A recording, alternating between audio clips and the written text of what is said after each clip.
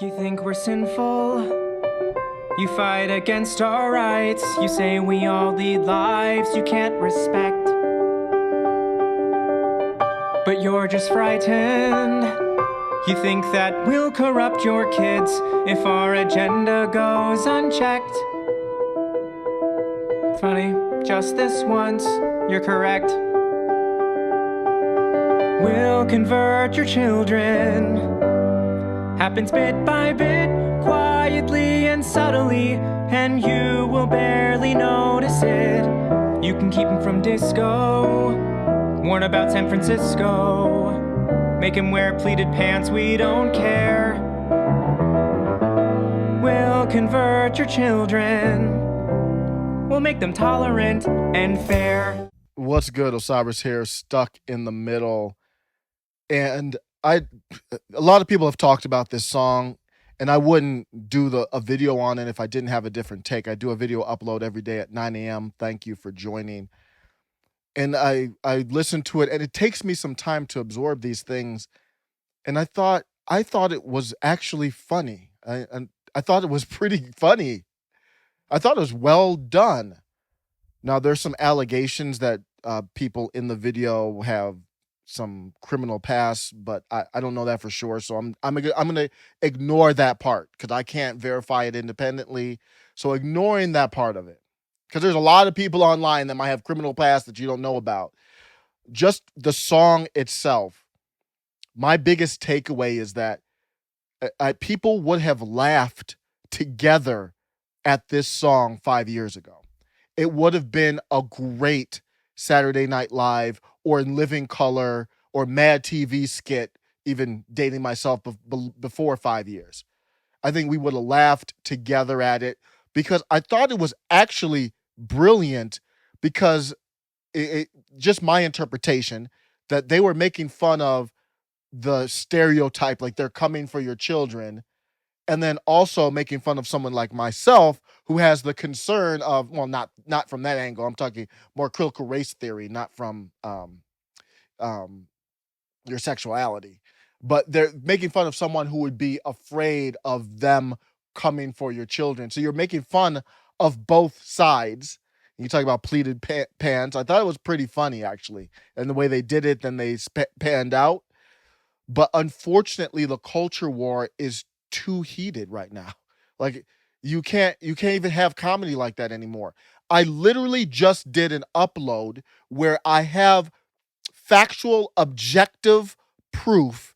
It is my interpretation, but it's well factually backed up from this book, not my idea, where they are literally attacking the relationship of 4th through 6th graders, 8-year-olds and up, with those children and their parents, not promoting trying to start a discussion, promoting keeping thoughts inside and yelling because you're right. Seeing it. When grown-ups try to hide things, it's usually because they're scared too. They want to bury the truth. What does burying the truth sound like to you? My interpretation is that this book starts out, this is the first page of the book. The book starts out saying, your parents are scared, lying scumbags. The kid is right. It's that obvious. So when you have stuff like that, that's not the sexuality stuff. That's critical race theory. But when you have that kind of stuff where they are literally, objectively coming for your children, it just doesn't hit the same way it would 5 years ago. And it just it's another thing that backs up my thought, in my opinion, of where we're progressing. And it started in 2016, maybe at 15, as we're running up to Trump and starting to take him seriously, and then all of a sudden he won.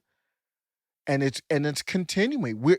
Where we are in 5 years, and things change all the time. But this is not the cultural war part. The cultural war is way too heated for us to laugh at something which I think it would have been, nobody would have cared 5 years ago. In my opinion, no one would have cared at all. It would have been funny. I thought it was still funny to this day. I thought it was very well done. But maybe my interpretation is wrong. we are so right now we're not laughing with each other. That's the other dynamic. There's no laughing like, no matter what identity group. And that's the poisonous part of this identitarianism. It really segments people out, and it pits blacks versus Hispanics or Asians versus this group, because you're always trying to one up the other group for Black Lives Matter, Asian Lives Matter, Hispanic lives. And it's just like, and it can never stop, because there's always, well, we've got black and this, and then there's all this intersectionality. And when you break people up like that, and then it's all on the left, and then on the right, people are like, and we don't even see stuff like that. Me, I'm in the middle. I'm like, I don't really mess with none of y'all. And it's like, we can't laugh at the same thing anymore. It's what is Christy Teigen getting booted off Twitter or whatever? That's one thing everyone agreed on.